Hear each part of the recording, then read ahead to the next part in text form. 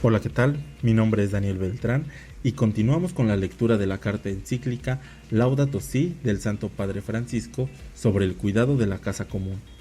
Capítulo primero. Lo que le está pasando a nuestra casa.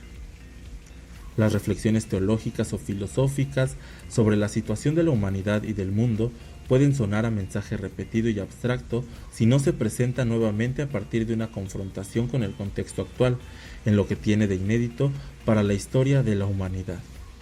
Por eso, antes de reconocer cómo la fe aporta nuevas motivaciones y exigencias frente al mundo del cual formamos parte, propongo detenernos brevemente a considerar lo que le está pasando a nuestra casa común. A la continua aceleración de los cambios de la humanidad y del planeta, se une hoy la intensificación de ritmos de vida y de trabajo, en eso que algunos llaman rapidación. Si bien el cambio es parte de la dinámica de los sistemas complejos, la velocidad que las acciones humanas le imponen hoy contrasta con la natural lentitud de la evolución biológica. A esto se suma el problema de que los objetivos de ese cambio veloz y constante no necesariamente se orientan al bien común y a un desarrollo humano, sostenible e integral. El cambio es algo deseable, pero se vuelve preocupante cuando se convierte en deterioro del mundo y de la calidad de vida de gran parte de la humanidad.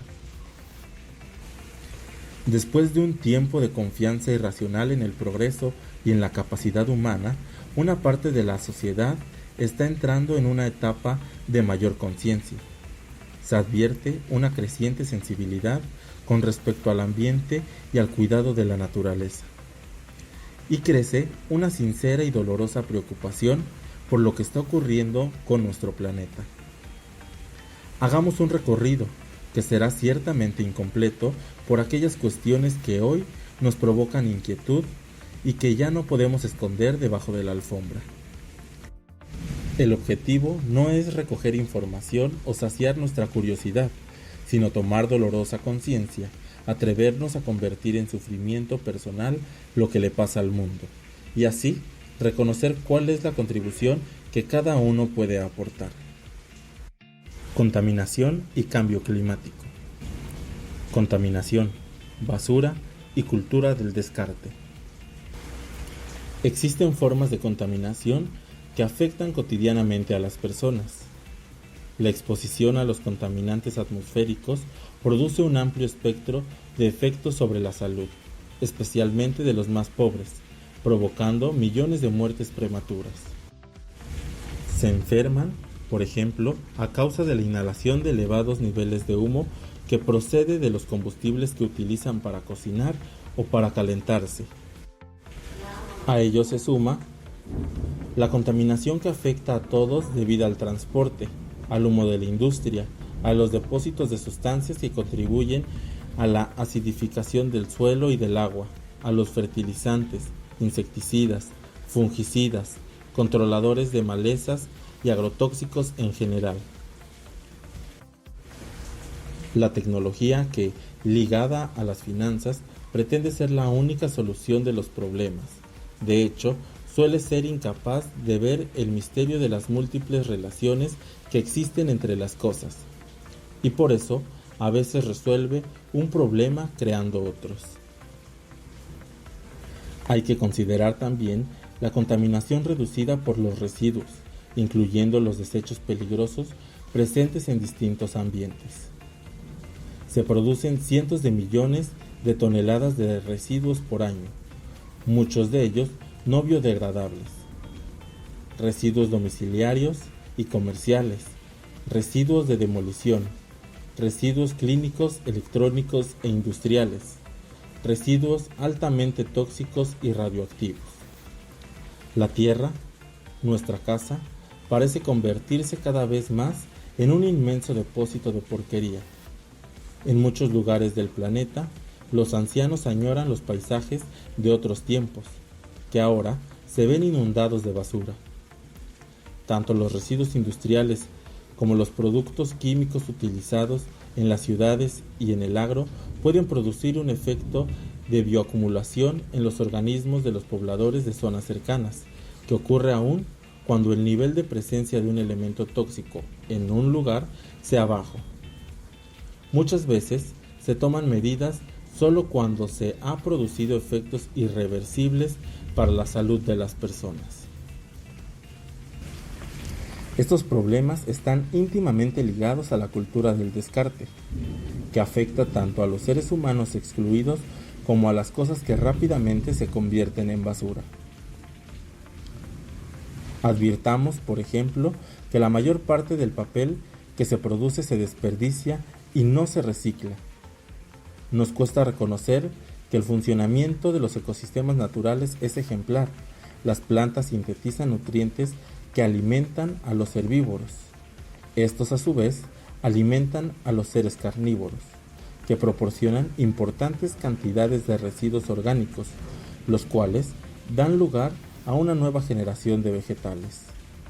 En cambio, el sistema industrial, al final del ciclo de producción y de consumo, no ha desarrollado la capacidad de absorber y reutilizar residuos y desechos. Todavía no se ha logrado adoptar un modelo circular de producción que asegure recursos para todos y para las generaciones futuras, y que supone limitar el máximo uso de los recursos no renovables, moderar el consumo, maximizar la eficiencia del aprovechamiento, reutilizar y reciclar. Abordar esta cuestión sería un modo de contrarrestar la cultura del descarte, que termina afectando al planeta entero, pero observamos que los avances en ese sentido son todavía muy escasos. El clima como bien común.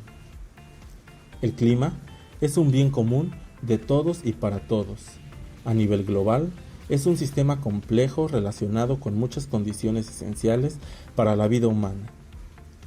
Hay un consenso científico muy consistente que indica que nos encontramos ante un preocupante calentamiento del sistema climático.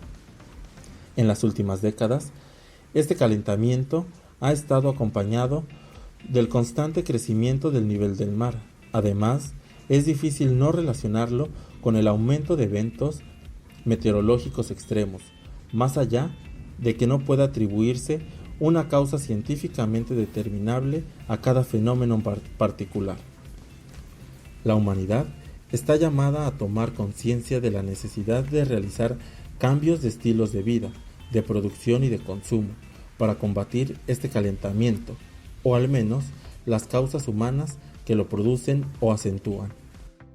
Es verdad que hay otros factores como el vulcanismo, las variaciones de la órbita y del eje de la Tierra o el ciclo solar, pero numerosos estudios científicos señalan que la mayor parte del calentamiento global de las últimas décadas se debe a la gran concentración de gases de efecto invernadero, emitidos sobre todo a causa de la actividad humana.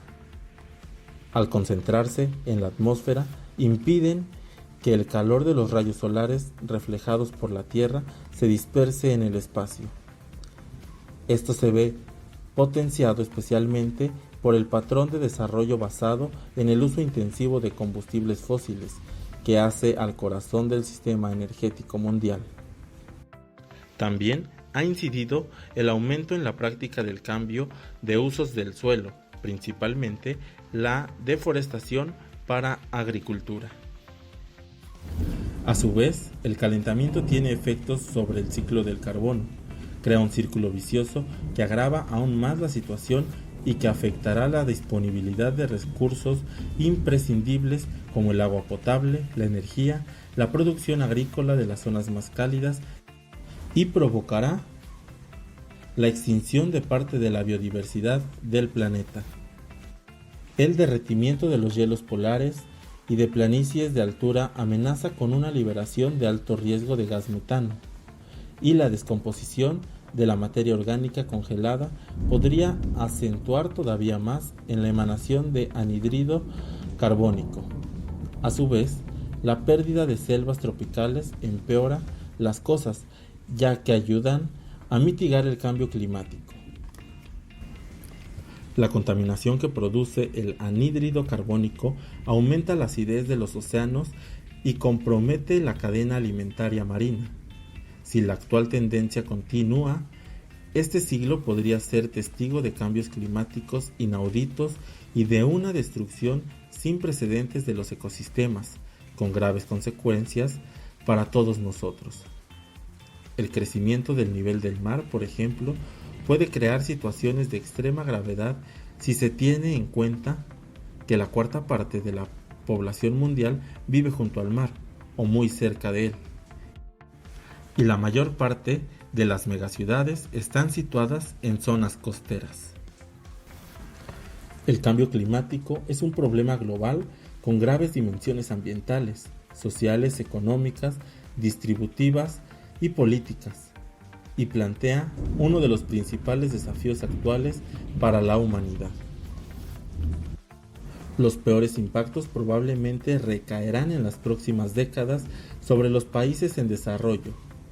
Muchos pobres viven en lugares particularmente afectados por fenómenos relacionados con el calentamiento, y sus medios de subsistencia dependen fuertemente de las reservas naturales y de los servicios ecosistémicos, como la agricultura, la pesca y los recursos forestales. No tienen otras actividades financieras y otros recursos que les permitan adaptarse a los impactos climáticos o hacer frente a las situaciones catastróficas, y poseen poco acceso a servicios sociales y a protección.